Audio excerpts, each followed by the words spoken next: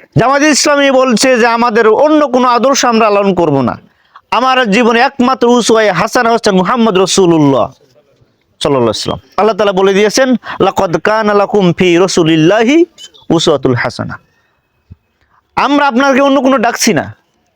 আপনি কোরআনের রঙে রঙিন হন, যে ব্যক্তি কোরআনের রঙে রঙিন হয়, যে ব্যক্তি কোরআনের রঙে রঙিন হয়, যে ব্যক্তি কোরআনের আলোয় আলোকিত হয়ে যায়, সে যেখানে যায় সেখানে আলোয় আলোকিত হয়ে যায়।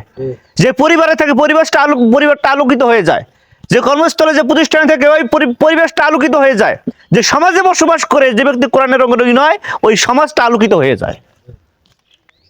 শুধু দুনিয়ার জীবনে এতটুকুন। আপনি যে কবরে যাবেন, আপনার কবর জীবনের আখিরাত জীবনের প্রথম মঞ্জিল কবর। যে ব্যক্তি কোরআন অনুযায়ী কোরআন পড়েছে, কোরআন বুঝেছে, কোরআনের সমাজ প্রতিষ্ঠার জন্য কাজ করেছে, আখিরাত জীবনের প্রথম মঞ্জিল হচ্ছে কবর। কবর গেলেও ওই কোরআন তাদের জন্য সুপারিশ করবে। সুবহানাল্লাহ বিহামদি। কিয়ামতের দিন যখন আমরা হিসাবের জন্য সবাই দাঁড়িয়ে যাব, কেউ সুপারিশ করার সাহস পাবে না, কেউ লা ইয়ামলিকুনা মিনহু খিতাবা। সেদিন কারো কোনো সাহস থাকবে না। মা লাকুম ইন ইলাহিন গায়রু। সেদিন কারো কোনো কিছু থাকবে না, সাহায্যকারী কেউ থাকবে না, শক্তিও থাকবে না। সেই দিনে কোরআন আমাদের জন্য সবার জন্য সুপারিশকারী হয়ে যাবে, সাফাতকারী হয়ে যাবে। সে বলবে যে আমার জাগতিক জীবনে তোমাকে রব হিসেবে গ্রহণ করছে, আমাকে কোরআনকে পড়েছে, কোরআনের রঙে রঙিন হয়েছে, আমি কোরআন তার জন্য কোরআন সুপারিশ করছি। আল্লাহ তুমি তাকে জান্নাতের মেহমান বানিয়ে নাও। আল্লাহ বলবেন যে ঠিক আছে, তুমি সুপারিশ করছো, তুমি কোরআন তার জন্য সুপারিশ করছো, আমি আর কোনো কথা শুনতে চাই না, যাও, তাকে আমি মাফ করে দিলাম। আমরা এটা চাই না ভাই? আমরা সেই সময়ের সফলতা চাই। আমার দুনিয়াতে সফলতা আমার প্রয়োজন নেই।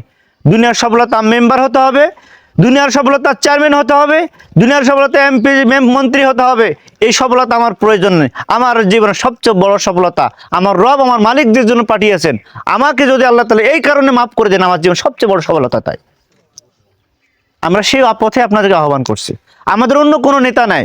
আমরা মতিউর রহমান নিজামী সংগঠন করি না, আমরা গোলাম আজমের সংগঠন করি না, আমরা এটিএম আজহারুল ইসলামের সংগঠন করি না। আমাদের নেতা, আমাদের আদর্শ এক মুহাম্মদ রাসূলুল্লাহ। ভাইরা, এই জন্য আমাদের প্রথম কথা আল্লাহর ইবাদত করব, দ্বিতীয় কাজ হচ্ছে আমরা রাসূলের আদর্শ এবং আমাদের একমাত্র আদর্শ। আমার আদর্শ কোনো ব্যক্তি নয়, আমার আদর্শ কোনো দল নয়, আমার একমাত্র আদর্শ মুহাম্মদ রাসূলুল্লাহ। চিন্তা কর্মে প্রতিটি জায়গাতে আমার আদর্শ মুহাম্মদ রাসূলুল্লাহ সাল্লাল্লাহু আলাইহি ওয়াসাল্লাম।